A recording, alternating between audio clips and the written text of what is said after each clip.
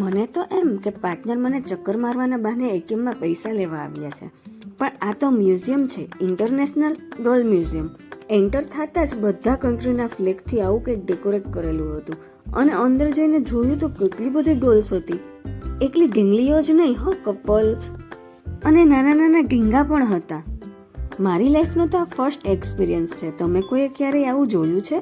મેં સાંભળ્યું છે ત્યાં સુધી આ મ્યુઝિયમ એક પિતાએ પોતાની દીકરી માટે બનાવ્યું છે.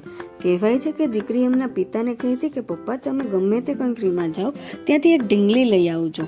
એમ કરતાં કરતાં એમની પાસે એટલી બધી ઢીંગલીઓ ભેગી થઈને અને વિચાર આવ્યો કે બીજી દીકરીઓ પણ જોવે ને, એ માટે આ મ્યુઝિયમ બનાવવામાં આવ્યું છે. મારા ખ્યાલ પ્રમાણે તો આ પહેલું ડોલ મ્યુઝિયમ છે. બીજે ક્યાંય તો મને ખબર નથી. તમને કોઈને ખબર હોય તોય કોમેન્ટમાં કહેજો. ત્યાંનું આખું કોન્સેપ્ટ જ આખું મસ્ત હતું. ખુશીની સાથે સાથે મને પણ મજા આવી ગઈ. જે ઢીંગલીઓથી રહીમાં હોય ને એને તો બહુ મજા આવી જાય. એ બાળપણ તાજું થઈ જાય. નાના નાના સોફા હતા, ટ્રેન હતી, ઘોડા હતા, ઢીંગલીઓનું કિચન હતું. કોણ કોણ મારી જેમ ઢીંગલીથી બહુ રમ્યું છે? પાર્ટનર તો બહુ જ બોર થઈ ગયા. ખુશીને જોઈને એનો કંટાળો બધો જ દૂર થઈ ગયો.